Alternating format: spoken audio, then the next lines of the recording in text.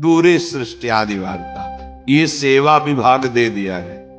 भगवान विष्णु की नाभ कमल से ब्रह्मा, ब्रह्मा जी की ब्रह्मकुटी से रुद्रावतार, पालन, सृजन, विनाश, सतोगुण, रजोगुण, तमोगुण के द्वारा अनंत लीला है। पर आप निकुंज में रसमयी प्रेममयी क्रीड़ा करते हुए अपने प्रेमियों के संग महासुख की वर्षा करते हैं। स्वानंदिक विलासवान, जो इनके चरणों का आश्रय ले लेता है उसे अन्य किसी के आश्रय की जरूरत नहीं पड़ती, क्योंकि जितनी शक्तियां हैं, जितनी सिद्धियां हैं, सब इन्हीं के चरणों से प्रकाशित है। जो ऐसा नहीं जानते तो कभी कभी प्रश्न आते हैं कि प्रिया प्रीतम तो अत्यंत सुकुमार है, जैसे हमें रक्षा की जरूरत है तो अमुक देवता या अमुक। जब मूल में जल चढ़ा दिया तो डाल में, पत्ते में, पुष्प में, सब में पहुंच गया। सबके मूल निकुंज बिहारी लाल जी महाराज गीता जी में स्वयं कहते हैं, ऊर्ध्व मूल मधा शाखा मस्वत्थम प्राहुरभ्यम, मैं सबका मूल हूं।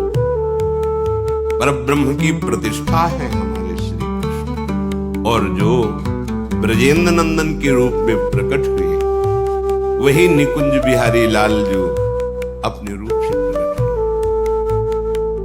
उपासक को अन्य आश्रय लेने की जरूरत नहीं, क्योंकि अन्य कोई है ही नहीं, ये सब इन्हीं का विलास।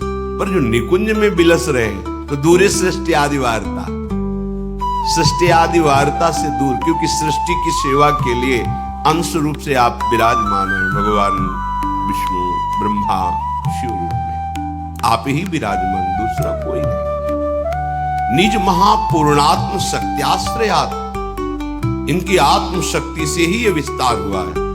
ये अपने आप को ही विस्तार को प्राप्त किए हैं। संजीवत्यथ चेष्टते निज निजे कार्य तमेवाद्भुतम।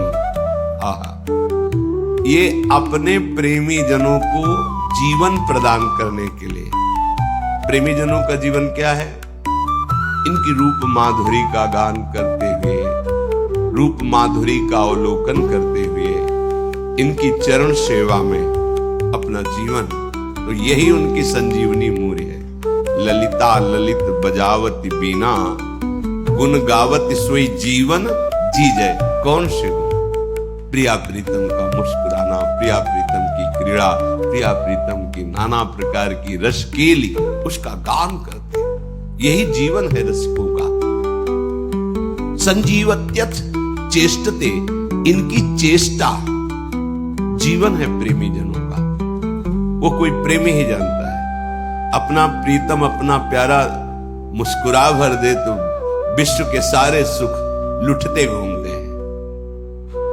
फिर ये विश्वात्मा है, ये जो जो चेष्टा करते हैं, सखियां उनका गान करती हैं, उनका पान करती हैं। यही संजीवनी मूर्य है सखियों की।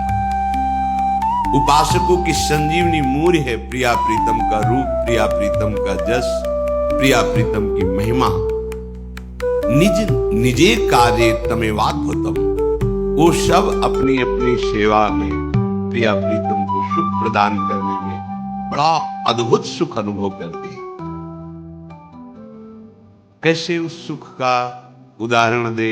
अनुपम है, उपमा रहित है, पर लौकिक भाषा।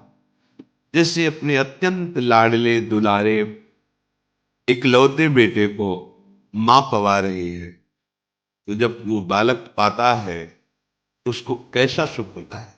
पाव हो रहा है, हृदय उसका शीतल हो रहा है, तृप्ति मां को हो रही है।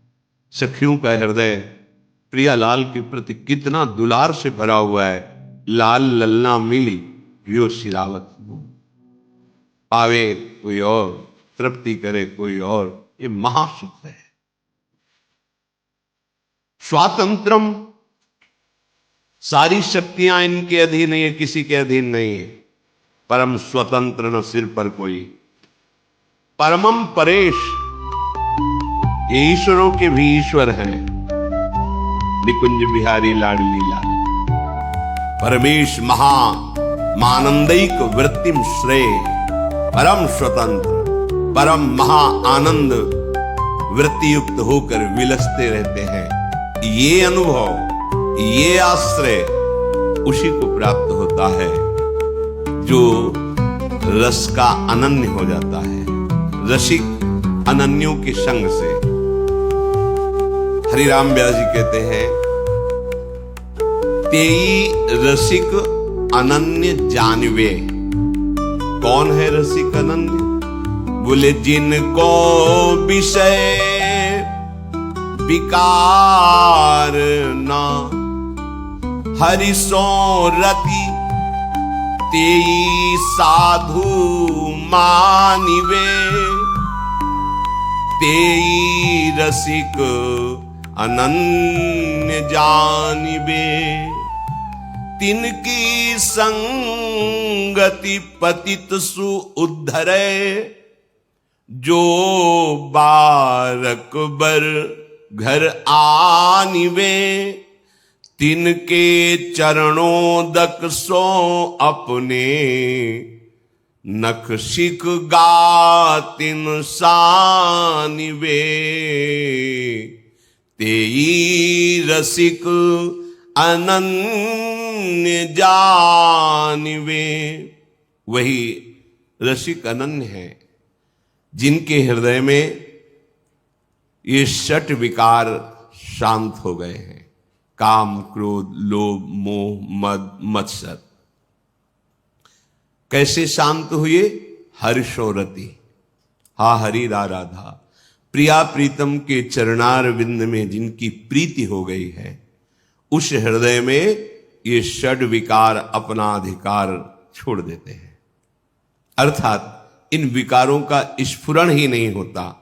तेई साधु मानिवे, वही साधु पदवी को प्राप्त है जो निर्विकार और प्रभु के प्रेम से युक्त हृदय है।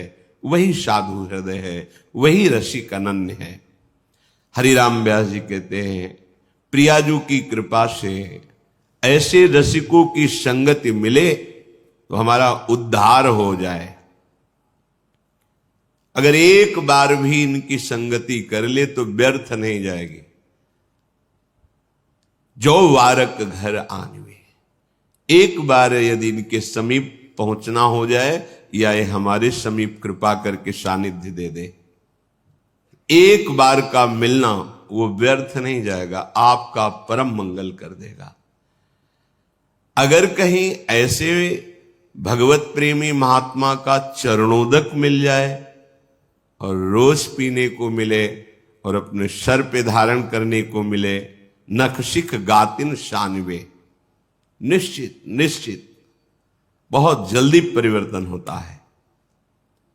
भगवत बुद्धि से इनका चरणोदक उतारा जाए और पान किया जाए और माथे पे रखा जाए, सर पे रखा जाए, एक बूंद दो बूंद से, वो आपके जीवन का परिवर्तन कर देगा। रघुगण जी से जड़ भरत जी कहते हैं, ये गृहस्थ की उपासना, शास्त्रों का स्वाध्याय, तीर्थयाटन, व्रत या अग्नि चंद्र सूर्य की उपासना आदि से ये जो हम तुम्हें तत्वबोध का उपदेश कर रहे हैं, ये नहीं होता।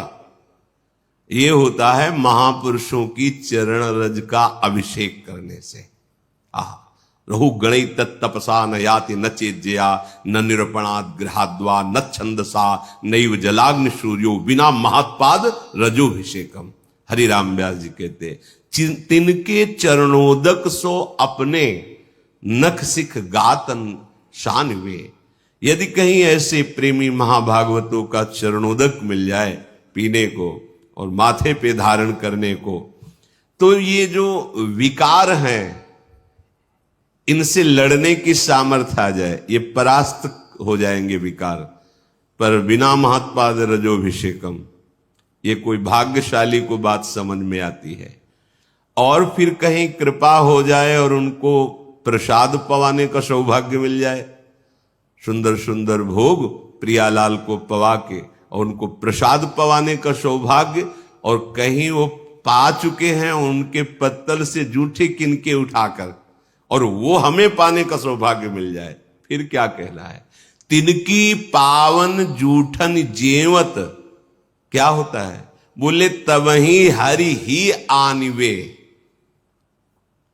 जब रसिक महापुरुषों का उच्छिष्ट जाता है तो वो उच्छिष्ट इतना हृदय को पावन करता है। पहले चरणोदक बोले, अब उच्छिष्टामृत का प्रभाव हृदय में हरि प्रिया को प्रकाशित कर देता है। जूठन, संतों की जूठन। 4 महीने बराबर सेवा मिली। नारद जी अपने चरित्र को पूर्व के श्री कृष्ण द्वैपायन भगवान व्यास देव जी से वर्णन करते हैं कि मैं बालक था और मुझे सेवा मिली चातुर्मास्य में संतों की। तो छोटी अवस्था होने के कारण हमें बर्तन मांजने की सेवा मिलती। तो जो जूठन संतों की पात्रों में लगी होती वो छुटा के और उसे पाता और बैठकर उनकी बातें सुनता। 4 महीने के प्रभाव से ऐसे महान वृत्ति का उदय हुआ कि वही अगले जन्म में देवर्षि नारद के रूप में प्रकट हुए। स्वयं नारद जी श्रीमद् भागवत में अपने पूर्व चरित्र का वर्णन किए। 4 महीने संतों की सेवा का फल महाभागवत भगवत स्वरूप देवर्षि नारद बना दिया। तिनकी पावन जूठन जेवत तवही हरि ही आनिवे। महापुरुषों के उच्छिष्ट का बहुत बड़ा प्रभाव है। हृदय में हरि प्रिया प्रकाशित हो जाती है इनकी जूठन पाने से। तिनके वचन श्रवण सुनि तिहि छिन मन संदेह भानिवे। बोले ऐसे भगवत प्रेमी महात्माओं के वचन सुनते ही मन के जितने संदेह हैं वो सब नष्ट हो जाते हैं। सारे प्रश्न शांत हो जाते हैं। आप सुनते रहो, केवल कोई प्रश्न बकाया नहीं रह जाएगा। हर प्रश्न का उत्तर आपको मिल जाएगा सत्संग में। आप केवल ध्यान से सुनिए। तिनकी जीवन धन वृंदावन जीवत मरत बखानवे। व्यास राधिका रवन भवन बिनु तेई क्यों पहचानवे। बोले ऐसे रसिकों का जीवन जो प्रिया प्रीतम के अनुराग में है, और ऐसे रसिकों के जीवन की अंतिम श्वास ये वृंदावन ही है। अर्थात वो अनन्य होते हैं धाम के। ये आ ही जाएगा। प्रीतिस्तद वसति स्थले, अपार प्रीति हो जाती जहां अपने प्यारे प्रकट हुए हैं, प्यारे लीला परायण हैं, उस भूमि में जी नहीं सकते आप। अगर प्रभु की शरणागति युगल सरकार की हो गई है तो आपको ये ब्रजधाम, ये वृंदावन धाम ऐसा प्यारा लगेगा कि अब चाहे नरक मिले, चाहे स्वर्ग मिले, चाहे परम पद मिले, इसकी मुझे कोई परवाह नहीं। चाहे अपराध लगे, अब तो हम धाम के बिना नहीं जी सकते। अब हम ब्रजधाम के बिना, दुर्भाग्य है जो धाम के प्रति प्रीति ना हो, क्योंकि यही धाम आपको ऐसे रसिकों का संयोग कराएगा, ऐसे रसिकों का चरणामृत मिलेगा, ऐसे रसिकों का उच्छिष्टामृत मिलेगा, ऐसे रसिकों का वचनामृत मिलेगा। व्यास राधिका रवन भवन बिनु तेई क्यों पहचानवे। यदि वृंदावन में तुम्हारा भाव नहीं आया तो ऐसे रसिकों से तुम्हारी पहचान हो ही नहीं सकती, और बिना रसिकों के पहचान के प्रिया प्रीतम का प्रेम प्रकट नहीं होता। रंच मात्र प्रेम प्रकट नहीं होता। रे मन रसिकन संग बिन रंच न उपजय प्रेम। रसिक अनन्यों का मिलना दुर्लभ है। बस रसिक अनन्यों की बात मान जाए तो रस में डूब जाएगा। जाकी है उपासना ताही की वासना, ताही को नाम रूप लीला गुण गाइए। यह अनन्य परम धर्म परिपाटी, वृंदावन बसी अनत न जाइए। सोई व्यभिचारी आन कहे आन करे, ताको मुख देखे दारुण दुख पाइए। व्यास होई उपहास त्रास किए, आस अछत कित दास कहाइए। हरिराम व्यास जी के जिसकी तुम्हें भगवत कृपा से गुरु प्रदत्त उपासना है मिली है, उसी के मिलन की, उसी के रूप की, उसी के गुण की, लीला की तुम्हारे हृदय में चाहत होनी चाहिए। ये चाह प्रकट हो गई तो सब चाहें नष्ट हो जाएंगी। इस एक चाह में सामर्थ्य है हर चाह को मिटा देने की। क्या? अब इस जन्म में प्रिया प्रीतम से मिलना होगा। मिलने का उपाय है निरंतर प्रिया प्रीतम का स्मरण करना, नाम जप करना, उनके लीला गुण गायन करना, उनके जनों का संग करना, उनके लिए ही कर्म करना, उनकी प्रसन्नता के लिए, उनके समर्पण के लिए सारी चेष्टाएं, तन मन वचन सब। जाकी है उपासना ताही की वासना, ताही को नाम रूप लीला गुण गाइए। यह अनन्य परम धर्म परिपाटी, यही रसिक अनन्यों का